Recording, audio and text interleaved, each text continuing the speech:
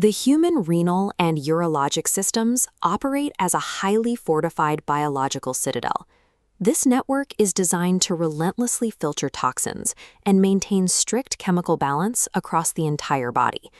But this stronghold is currently under siege by three distinct threats. Benign prostatic hyperplasia chokes the system, polycystic kidney disease infiltrates the tissue, and glomerulonephritis ignites an autoimmune firestorm. To fight back, we deploy targeted pharmacological agents. These drugs are powerful, double-edged weapons. If misused, their side effects can be as destructive to the body as the diseases they are meant to cure. Deploying these agents safely requires a tactical commander. The nurse has to understand the pathology of the enemy and the critical flaws of the medication to prevent total systemic collapse. We start with benign prostatic hyperplasia, or BPH. This condition acts as a physical barricade, gradually swelling to choke off the bladder neck and trap fluid inside our citadel. Our first champion against this blockade is tamsulosin. As a selective alpha-1 blocker, it rapidly relaxes the smooth muscle of the prostate and bladder neck, opening the exit within days. But tamsulosin has a major vulnerability. It can cause a severe first-dose drop in blood pressure, known as orthostatic hypotension. To counteract this, patients must rise slowly from sitting and take the medication exactly 30 minutes after the same meal every single day. When rapid muscle relaxation isn't enough, we bring in finasteride. This 5-alpha reductase inhibitor physically shrinks the prostate itself, requiring a grueling 3 to 6 month campaign to show full clinical effect. This chart shows how finasteride directly skews cancer screening data. The drug will decrease prostate-specific antigen levels by 50%. To get a true baseline for prostate cancer screening, providers have to multiply the on-drug lab value by 2. Finasteride also poses an extreme teratogenic threat to male fetuses. Because the active drug can be absorbed directly through the skin, women of childbearing age must never handle crushed or broken tablets.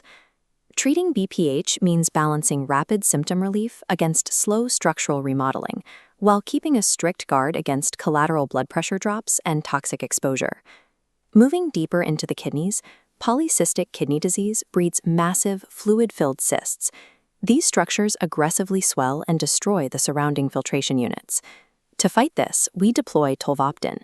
This aquaretic agent specifically blocks V2 receptors, starving the cysts of the water they need to grow.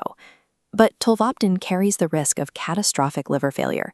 Dispensing it mandates a strict REMS program and relentless monthly monitoring of the patient's liver enzymes. Because the drug deliberately induces massive fluid loss, the primary nursing directive is absolute. The patient must have unrestricted, unlimited access to water at all times to prevent severe dehydration. We also deploy ACE inhibitors and ARBs as secondary defensive shields.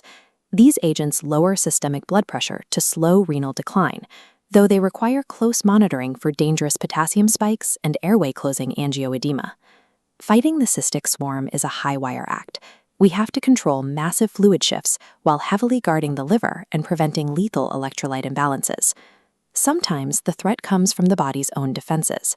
In glomerulonephritis, an autoimmune firestorm causes the immune system to attack and destroy the kidney's delicate filtration units.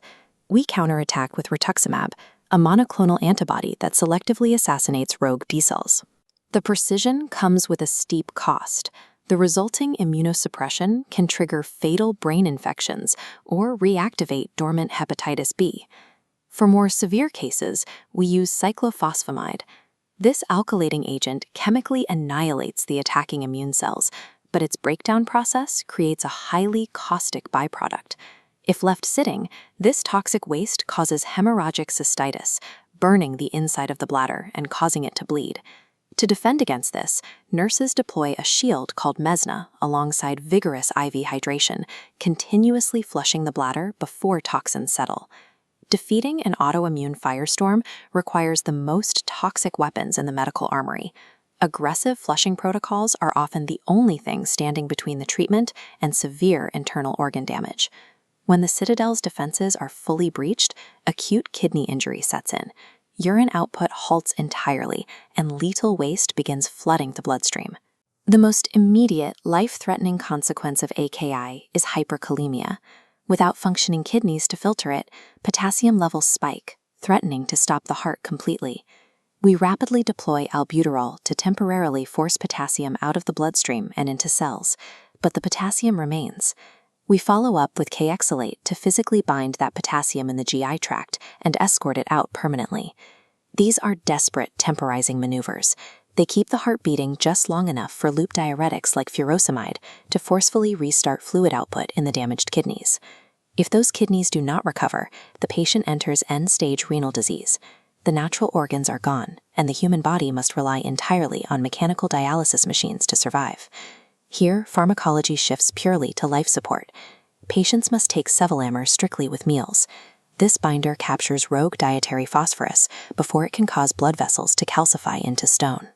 Without the kidneys to produce vital hormones, the bone marrow stops making red blood cells. We have to inject apoetin alpha to artificially command the marrow to produce them again.